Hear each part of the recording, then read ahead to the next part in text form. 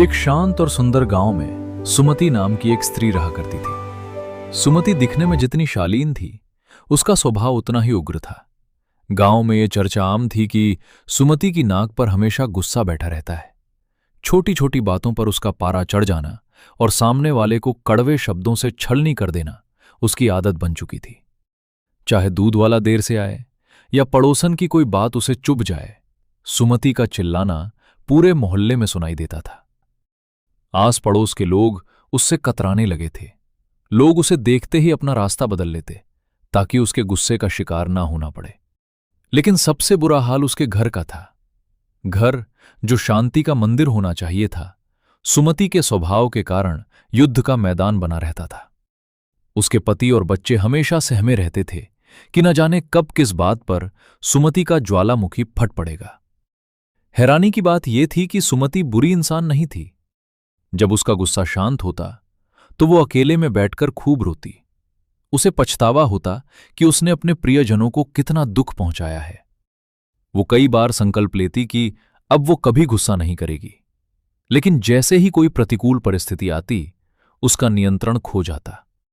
वो स्वयं को अपने ही क्रोध की दासी महसूस करने लगी थी। एक दिन गांव के बाहर एक बरगद के पेड़ के नीचे एक सिद्ध महात्मा ने अपना डेरा डाला।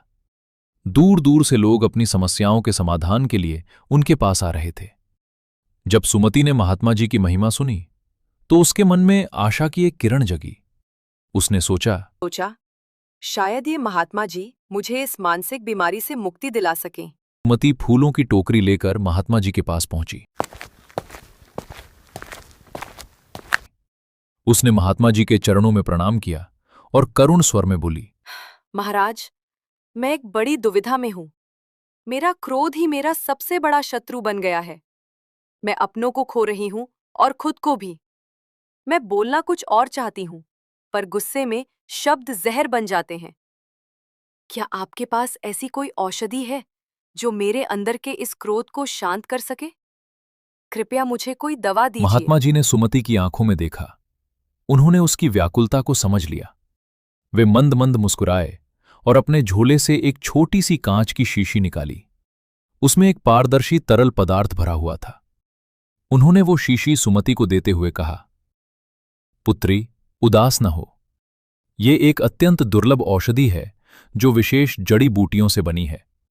अब से जब भी तुम्हें लगे कि गुस्सा तुम्हारे भीतर उबल रहा है और तुम कुछ कड़वा बोलने वाली हो, तो तुरंत इस शीशी को अपने मुंह से लगा लेना। इसके 7-8 घूंट धीरे धीरे पीना। ध्यान रहे, जब तक पानी मुंह में रहे तुम्हें एक शब्द भी नहीं बोलना है। दवा अपना असर तभी करेगी जब वो तुम्हारे मुंह के भीतर कुछ देर। सुमति बहुत खुश हुई। उसे लगा कि उसे जीवन की सबसे बड़ी समस्या का हल मिल गया है। वो महात्मा जी का आशीर्वाद लेकर घर लौटी। अगले ही दिन मौका आ गया। घर में किसी बात पर बहस छिड़ी और सुमति को लगा कि अब वो चिल्लाने ही वाली है। तुरंत उसे महात्मा जी की बात याद आई। उसने दौड़कर शीशी निकाली और मुंह से लगाकर घूंट भरने लगी। क्योंकि मुंह में पानी था और उसे दवा के असर के लिए चुप रहना था, इसलिए वो कुछ बोल न सकी। कुछ मिनटों में उसका गुस्सा अपने आप ठंडा हो गया। 7 दिनों तक यही सिलसिला चला। जब भी उसे गुस्सा आता, वो दवा पीने लगती। धीरे धीरे घर का माहौल बदलने लगा। घर में चीखने चिल्लाने की आवाजें बंद हो गईं। पड़ोसी भी हैरान थे कि सुमति इतनी शांत कैसे हो गई। 7वें दिन के अंत तक शीशी खाली हो गई।